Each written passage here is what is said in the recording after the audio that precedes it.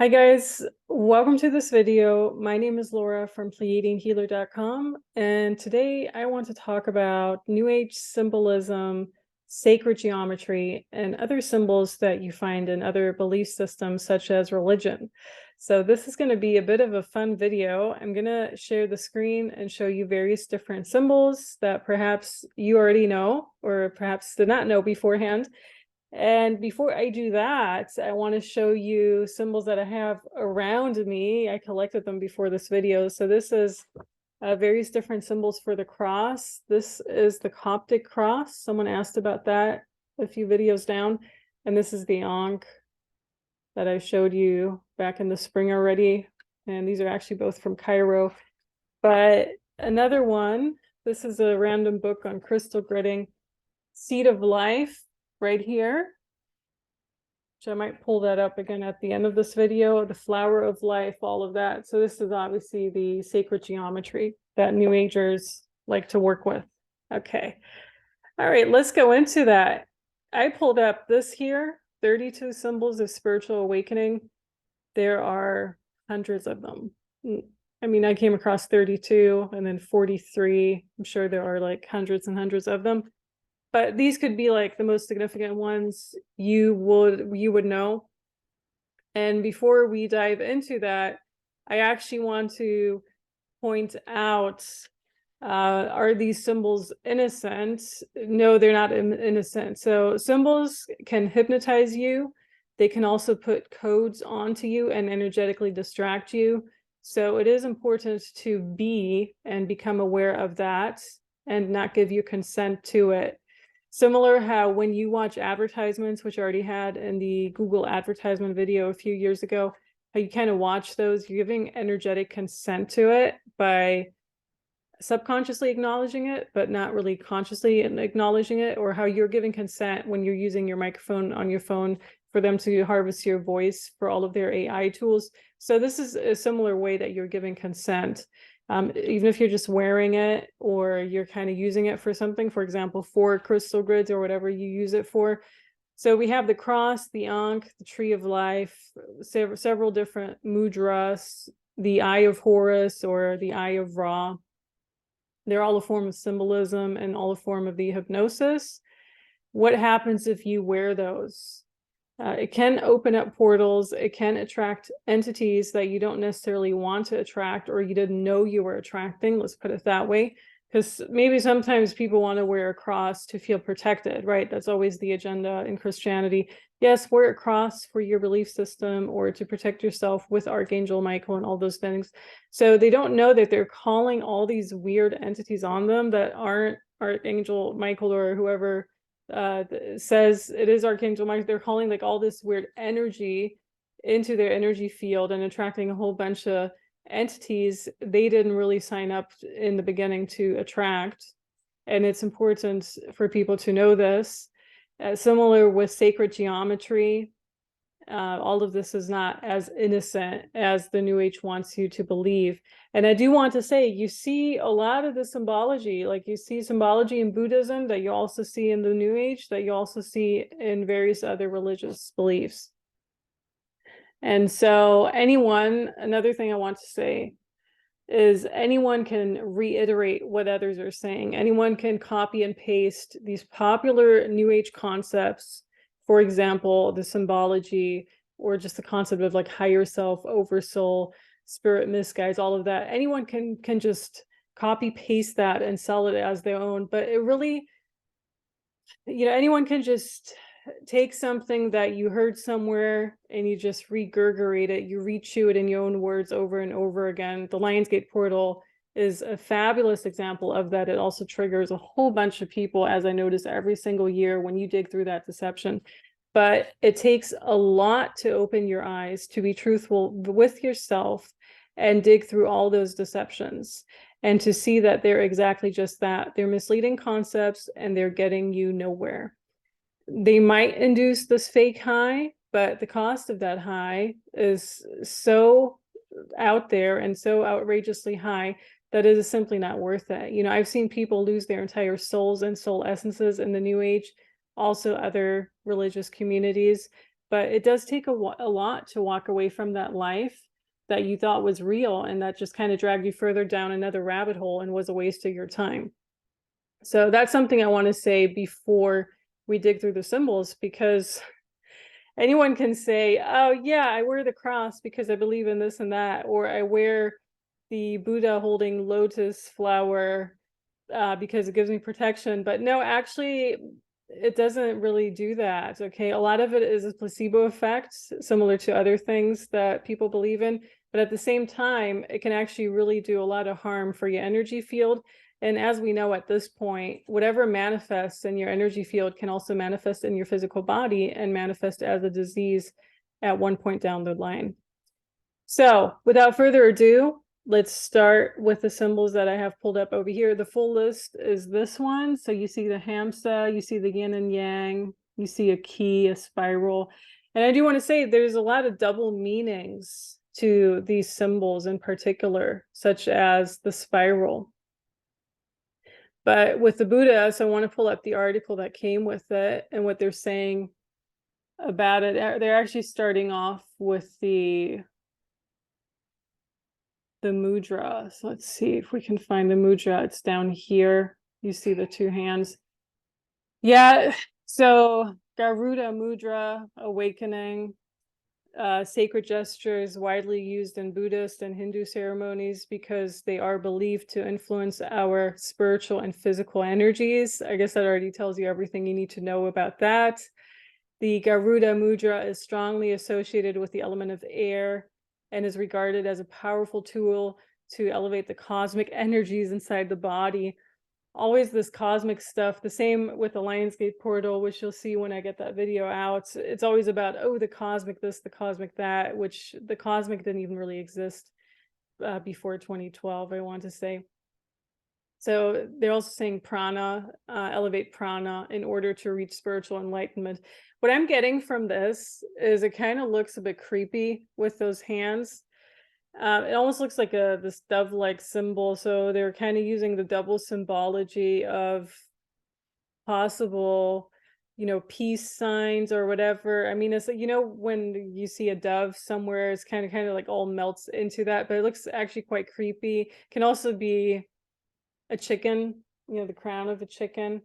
So there's a lot that goes into it with the chicken. I mean, it's a bit like sacrificing a chicken because that's what they used to do in Buddhist and Hindu cultures. So I'm not getting much from that. I actually want to discuss the Hamsa, and you see that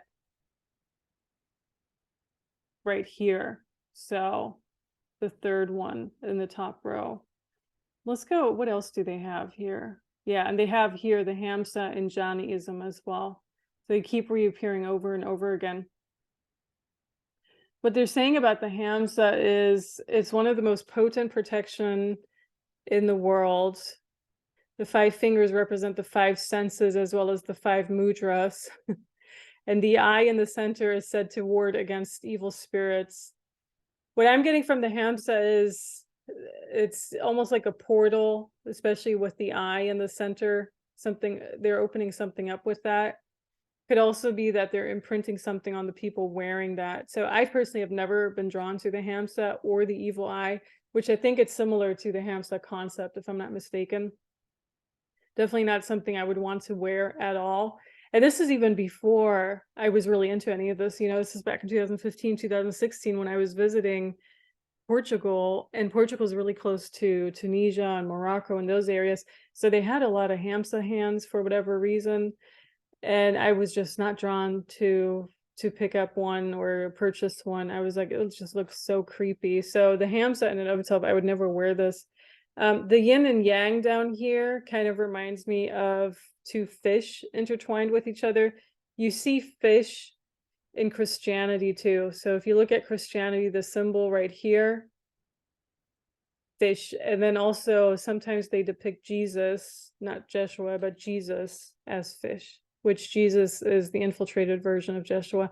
So yin and yang, it almost looks like 2 snakes melting into each other if you have a bit of an imagination.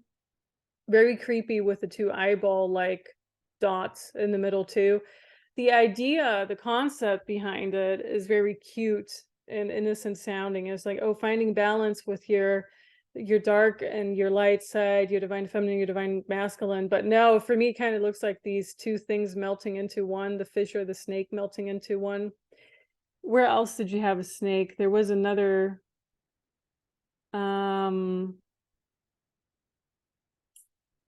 it's like one of these symbols that I had. Of course, because there's so many, they're hard to find. Oro something. Maybe I didn't download it, but there was literally the snake devouring the end of its own tail. And I think that was the Oroborus. Right here, yeah, right here next to the shaman's eye, which is another portal they're opening up. So down here in the lower row, or Oroborus or Oroborus, however you want to pronounce that, sounds Greek to me, snake devouring its own tail. And so every time you see this circle-like structure in any of these symbols, circles always open up portals. The eternal knot here almost looks like it's just knotting you deeper and deeper, or like kind of weaving you more and more into the net. To me, it almost looks like a net. The Buddha holding lotus. So there's a symbology of a lotus.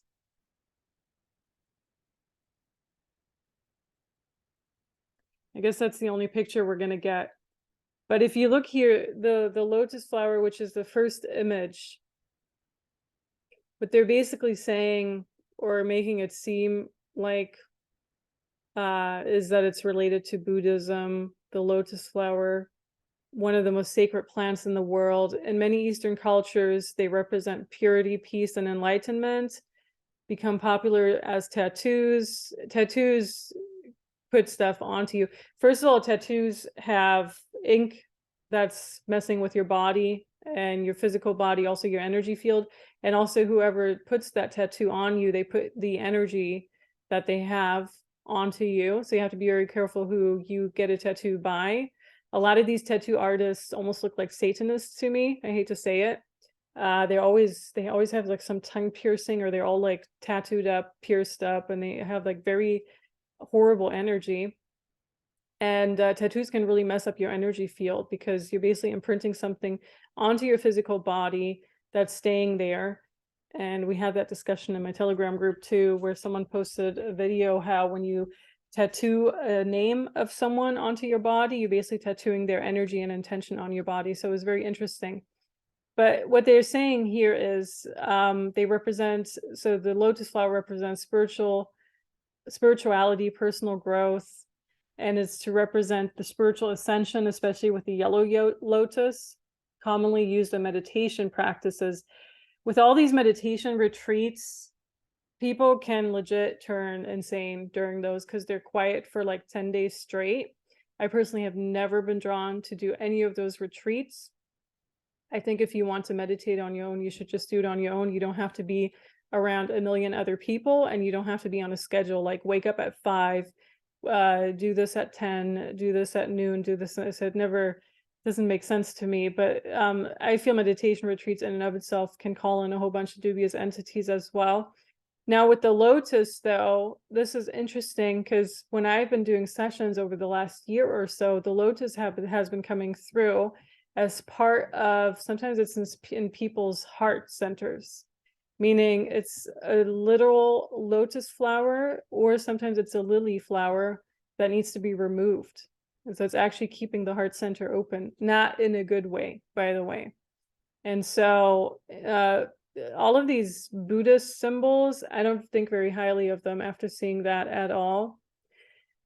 You have the infinity sign, which is an 8 to the side. This is coming up a lot during the Lionsgate portal, and I'll have a video on that one, but basically you'll see the 8 a lot. The infinity sign can loop you over and over again. There's no beginning, there's no end. And so when people think about putting an infinity sign somewhere, like on their wrist or on their body, you should be aware of that symbolism too. And then you have the pine cone right here, what's supposed to symbolize the third eye, I believe. The labyrinth, it's kind of just dragging you further down, right? Labyrinth is also, it's very hard to get out of a labyrinth. So why would you want a symbol like this? Why would you want to worship a symbol like this? The spiral down here. Okay. So the spiral, from my understanding, is oftentimes associated with like a Kundalini awakening, similar to the snake, and associated with some sort of ascension in the New Age. But the spiral is very interesting because it can represent the heart. You know, kind of like the heart is spiraled up, and that's how the chambers exist. So I find the spiral interesting, how it's used in the New Age and what it actually could symbolize. Whenever I see the spiral, I always see a heart somehow, meaning trying to get to your heart or having to protect your heart. Then, I mean, the feather, those type of symbols, I feel a feather is relatively innocent in that way. I mean, I'm not sure. People used to be tarred and then feathered, so if you want to put that behind it. But yeah, some of them are just, you know, random natural elements that they're trying to use. The Sankova, which looks like a chicken or a male chicken. But yeah, the Merkabah. So the Merkabah is another thing that's just completely BS, you know, trying to make people feel more educated when they talk about it in the New Age. It's just a whole bunch of triangles that they put together, similar to the David Star. Now, pyramids and triangles can be very powerful, but they can also kind of ground you in a reality that you don't want to be in. So you have to be careful whenever you see something with a triangle or a pyramid, whenever people use those, like for their logos or for anything really. You need to be aware of that they're grounding you in a reality that possibly you don't want to be a part of. And when the spinning triangles come about, that can really spin your energy body in a direction you don't want to go. Okay, here's the Bodhi tree, and I think this is similar to the tree of life. The tree of life has been hijacked. So a lot of these symbols used to have great intentions, you know, kind of back in the days where I was talking about in the video how the Akashic records, all of that was okay, but then it was hijacked, and the spirituality of it was hijacked, just like our spirituality was hijacked. It's similar to the Eye of Horus and the Tree of Life, which is the Bodhi tree in this graphic here. So they used to be extremely spiritual. They used to be very enlightening symbols, let's put it that way. But especially for over the past few years, I've seen people's soul essences get siphoned off through the underground. So kind of like they were connected to this tree of life that was part of the underground, part of the hell realm, call it whatever, which we're currently not in the hell realm. I know a lot of people think they are because their lives are really tough and rough right now, but no, actually we're not in the hell realm. The hell realm is definitely another level of that. And so people, especially the ones who took the you know what, and I mentioned that in a few videos, which you can view on my website because they were censored off my other YouTube channel, so I can't repost them.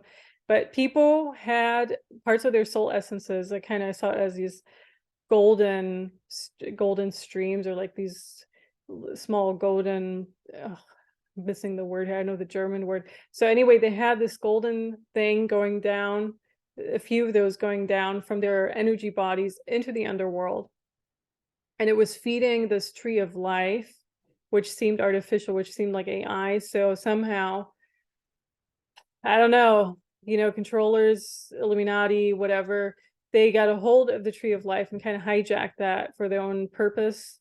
And so the tree of life has been infiltrated, has been hijacked. But the original concept was quite pure, whenever that was, thousands of years ago or thousands of parallel lives ago. And so it's similar to the Eye of Horus. Actually, the Eye of Horus, and you can see that here in the Ankh, it's related to the Ankh. You know, the Ankh is a portal to the underworld, and the Eye of Horus was similar to that. But it's all just been infiltrated and hijacked through the New Age movements and through other types of movements. And then you have the butterfly right here. So yeah, you could argue that the butterfly is a natural symbol. I mean, you see butterflies flying around in nature, just like you see feathers when you walk out and about and there are birds, right? But the butterfly, once again, you have the monarch butterfly, which was also hijacked by the controllers, and that's part of the entire, monarch system and MK Ultra, and all of that.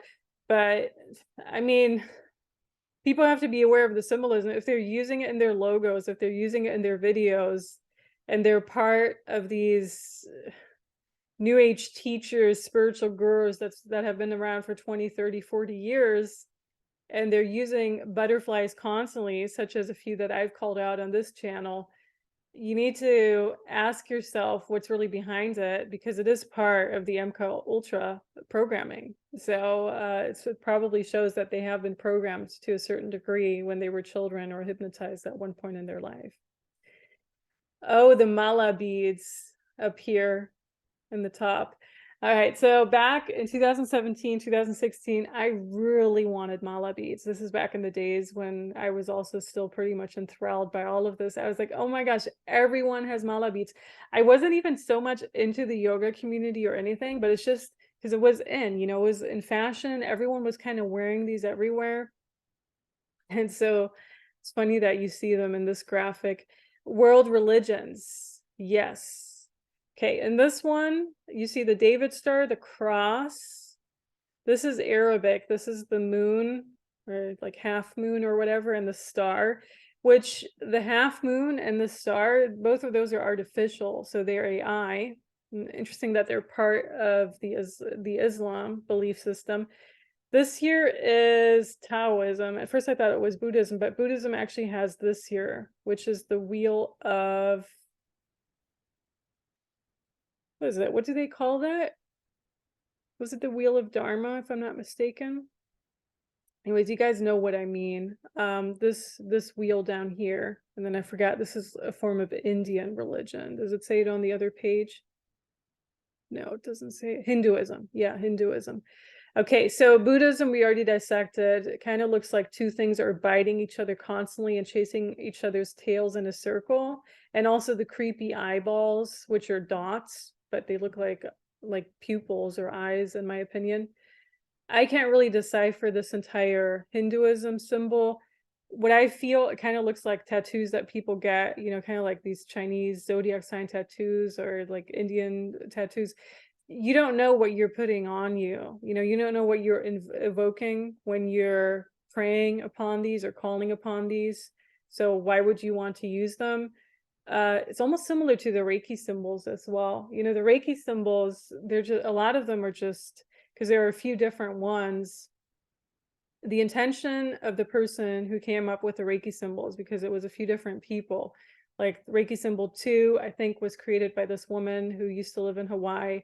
And the first one was actually by the person who came up with Reiki. And then the third one was something else. But basically, the Reiki symbols do encode and imprint something in your energy. And so the Hinduism sign looks similar to that to me. And you have the menorah. So 1, 2, 3, 4, 5, 6. 1, 2, 3, 4, 5, 6, 7. Was it 8? I thought it was always 7. But there's a certain numerology in the menorah that also ties into this entire, keeping you more in a hypnosis. Obviously here in New York, you see the menorah like every single year at the same time. They even have a huge menorah festival, or not festival, but they put it up in Brooklyn. It's like the biggest menorah in the world outside of Israel or whatever. So yeah, Islam, I guess, has certain, at least like 2 different symbols. This is a mosque.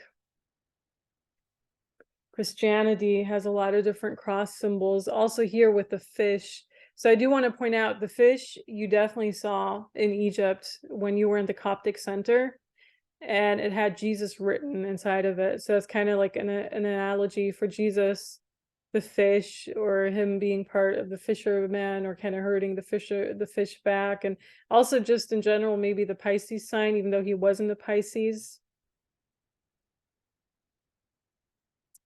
You have random things like the key.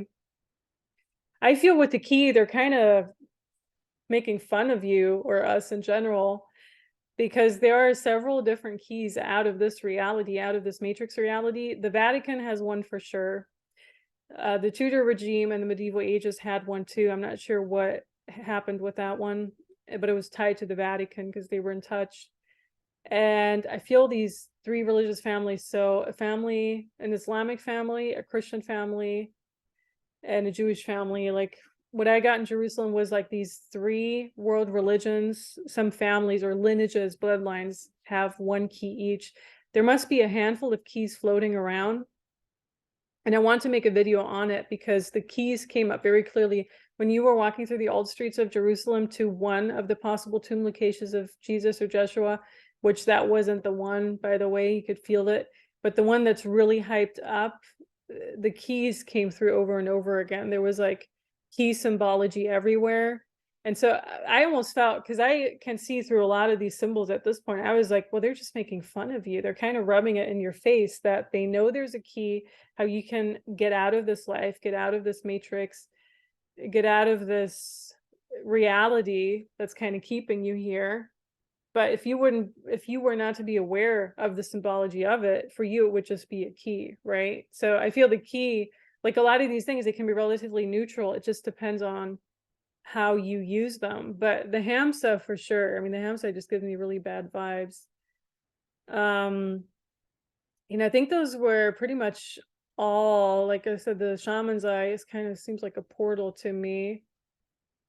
Let's see, there's another article that I pulled up where they're talking about the tree of life. No, Ganesha. Yeah. So all these Indian gods and goddesses, she's a Hindu deity with the head of an elephant. The elephant symbolizes the heart and love. But what they're saying is it symbolizes wisdom, knowledge, and new beginnings. Every time I see elephant, similar to other animals, I think the tiger symbolizes more like creativity. But the elephant, for me, is a symbol of the heart. And it definitely enters people's lives when they're ready to, have like a new love or whatever enter their life. So that's kind of more like the spirit animal, power animal meaning. Which, I mean, of course, you could argue why would you need those in your life? But it's just a natural symbol, like a lot of these symbols are, they're just really hijacked, infiltrated, and kind of misinterpreted in a form. So with Ganesha, and you can't see it on that graphic, but they're just depicting her or him, I think it's a her, with an elephant, remover of obstacles, called upon to assist with challenges. Tree of life. Yeah, the tree of life usually comes in this circle-like thing, and then you can hang it in your window if you're really into that. And then obviously they have like the chakra colored stones on them too, at least somewhere. Like you saw that all over Tucson Gem Show in Tucson. The tree of life is a universal symbol found in many spiritual mythological traditions, represents interconnectedness, the cycle of life, the connection between all living things, where the tree of life has been hijacked. So nothing they're saying is really true. Okay, I'm going to stop this right here because I want to show you what else they have. They have the flower of life, the seed of life, the tripod of life right here. So every time you see these circles, and this is even like almost looks like a lotus flower, so you see like circles, you see triangles in it. It's just opening up these random portals. You have the Vesica Pisces right here,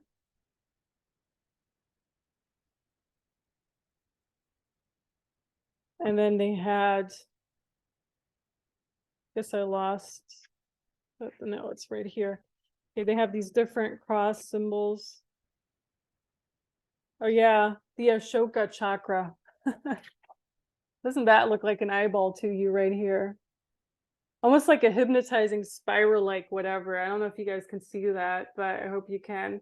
This looks like a very hypnotizing one. And that's what I'm saying. A lot of them are really just meant to hypnotize you.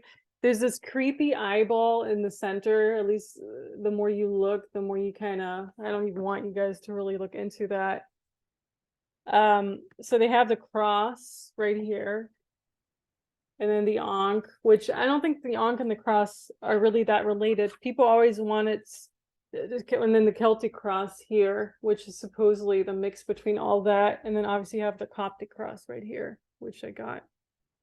Just kind of have it and be like, oh. And if you look at this Coptic cross, there's different crosses on it, and then even smaller crosses in it.